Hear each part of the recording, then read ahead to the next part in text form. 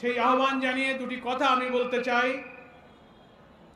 ত্রয়োদশ জাতীয় সংসদ নির্বাচন দৃশ্যত সারাদিন ভোটাররা উৎসব মুখর পরিবেশেই তারা ভোট কেন্দ্রে গিয়েছেন এবং ভোট দেওয়ার চেষ্টা করেছেন।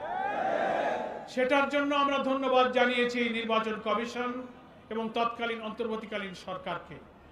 কিন্তু দুঃখ, বেদনা এবং রহস্যের জন্ম দিয়েছে আমরা ভোট গ্রহণ পর্ব শেষ হওয়ার পর উপস্থিত হয়েছি, যখন ভোট গণনা, রেজাল্ট শিট তৈরি করা, ফলাফল ঘোষণা, প্রতিটি পর্বে পর্বে ইলেকশনের ইঞ্জিনিয়ারিং করা হয়েছে।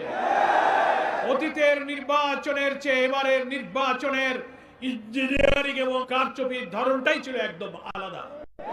ওনারা ভেবেছিলেন জনগণ, ভোটাররা হয়তো বুঝতে পারবে না, ভোটাররা তো ভোট কেন্দ্রে গেল, ভোট তো দিল, কিন্তু কামটা কখন সারা যায় দক্ষ ইঞ্জিনিয়াররা সেই ইঞ্জিনিয়ারিংটা ঠিক মতোই করেছে। তা না হলে এর কি জবাব আছে যে রাত 9:30 10টা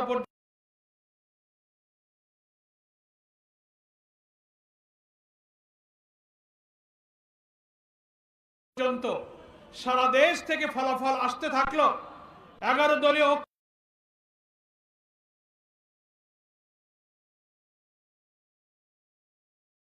বিপুল বিজয়ের খবর যখন আসতে থাকলো, মানুষ জন আকাঙ্ক্ষা হিসেবে অপেক্ষা করছিল সংখ্যাগরিষ্ঠ আসনে 11 দলীয় ঐক্য জামাত ইসলামী বিজয়ী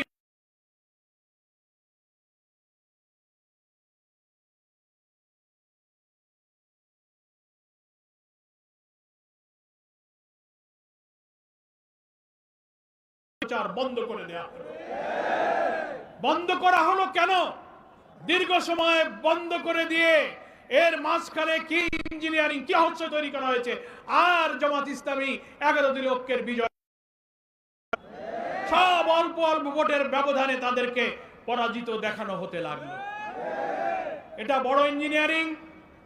সাংবাদিকরা প্রশ্ন করেছিলেন আমাদের আমিরে জামাত, আজকে জাতীয় সংসদের বিরুদ্ধে ইলেকশন ইঞ্জিনিয়ারিং এর কথা বলেন, কারা এই ইঞ্জিনিয়ারিং করেছিল? আমিরে জামাত জবাব দিয়েছিলেন বিদেশি সাংবাদিককে। সরাসরি প্রমাণ ছাড়া তো তার জবাব দেওয়া কঠিন।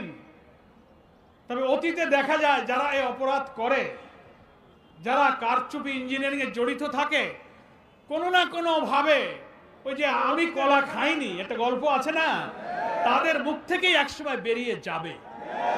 এইটা আমিরে জামাত কিছুদিন আগে বলেছেন, শুনেছেন আপনারা তো? আলহামদুলিল্লাহ, একজন রাজসাক্ষীর বক্তব্যে সোশ্যাল মিডিয়াতে এসে গেছে।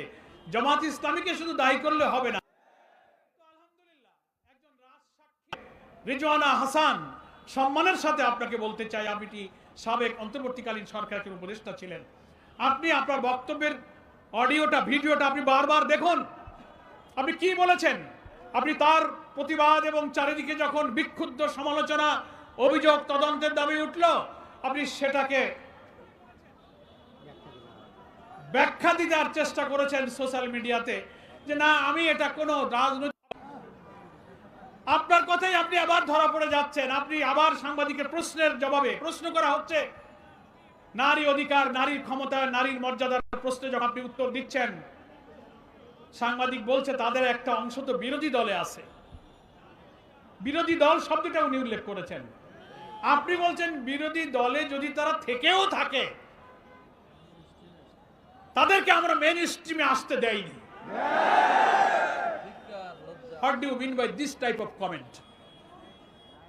বিরোধী দল তো আর উগ্রবাদীদের মধ্যে নাই, কি বলেন? কোন উগ্রবাদী চরমপন্থীরা পার্লামেন্টে নাই। যারা রাজনৈতিক দল হিসেবে নির্বাচনে অংশ নিয়েছে সকলেই নির্বাচন কমিশনের নিবন্ধিত রাজনৈতিক দল। ইসলাম কোন উগ্রবাদ, কোন চরমপন্থাকে সমর্থন করে না।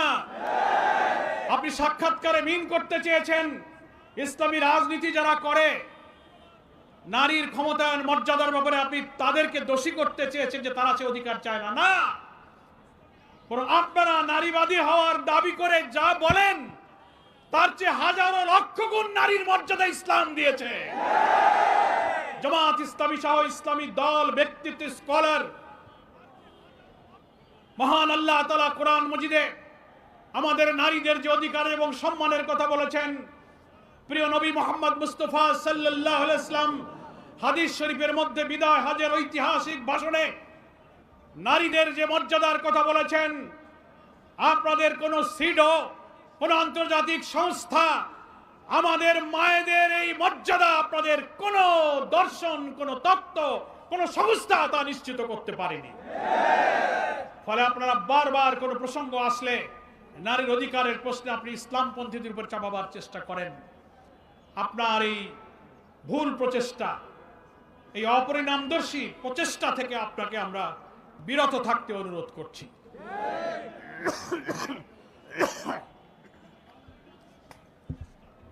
যতই আপনি ব্যাখ্যা দিয়ে বোঝানোর চেষ্টা করেন, আমি কোনো দলকে মিন করিনি। তো জাতীয় সংসদে বিরোধী দল তো একটা দল, আপনি নাম হয়তো জামাত ইসলামী বলেননি, কিন্তু অপোজিশন কারা? তারা জামাত ইসলামী। আমি আবারও আপনাকে ভিডিওটা দেখতে বলবো, অডিওটা। আপনি বলছেন তারা যদি বিরোধী দলে থাকেও তাদেরকে আমরা মেইন স্ট্রিমে আসতে দেইনি। অর্থাৎ আপনি মেইন স্ট্রিম বলতে পার্লামেন্টের নির্বাচনে মেজরিটি সিটে জিতে আসতে দেন নাই। That is called election engineering. ফলে এইখান থেকে, এই কথা থেকে জনগণের বিশ্বাস করার সুযোগ আছে যে আপনি হচ্ছেন সেই ইঞ্জিনিয়ারিং এর একজন আত্মস্বীকৃত রাজসাক্ষী। এখন আপনাকেই এটা প্রমাণ করতে হবে যে বিরোধী দল বলতে আপনি কাকে মিন করেছেন। পার্লামেন্টে কি জামাত ইসলামী ছাড়া আর কোনো বিরোধী দল আছে? আপনি বারবার বলছেন আমি কোনো দলকে মিন করিনি। আবার আপনি আজকে দেখলাম এই কথা ব্যাখ্যা দিতে গিয়ে, নিজেকে ডিফেন্স দিতে গিয়ে আপনি আনন্দবাজারের সঙ্গে একটা সাক্ষাৎকারে আপনি বলে ফেললেন। এই কথাটা কেন বলতে গেলেন যে আমি যদি কোনো মবের শিকার হই তাহলে জামাত শিবিরকেই দায়ী থাকতে হবে? সি সি সি সি সি।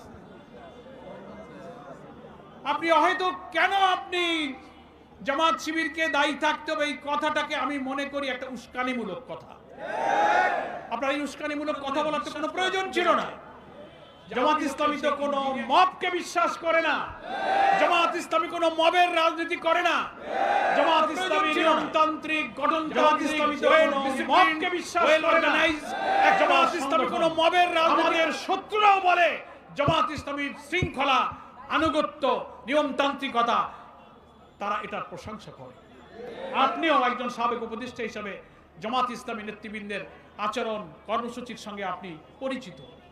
আপনি কেন হয়তো কোনো কিছুই তো ঘটেনি, সিম্পল আমরা আপনার এই বক্তব্যের একটা জুডিশিয়াল ইনকোয়ারি দাবি করেছি। তো আমরা তো দাবি করতেই পারি। এত বড় একটা ইঞ্জিনিয়ারিং হলো আর আপনি বললেন যে আমরা এই মেইন স্ট্রিমে আসতে দেয়নি। আপনার কথাই তো সাক্ষী দেয় যে আপনি আমাদেরকে নির্বাচনে মেজরিটি হতে বাধা দিয়েছেন।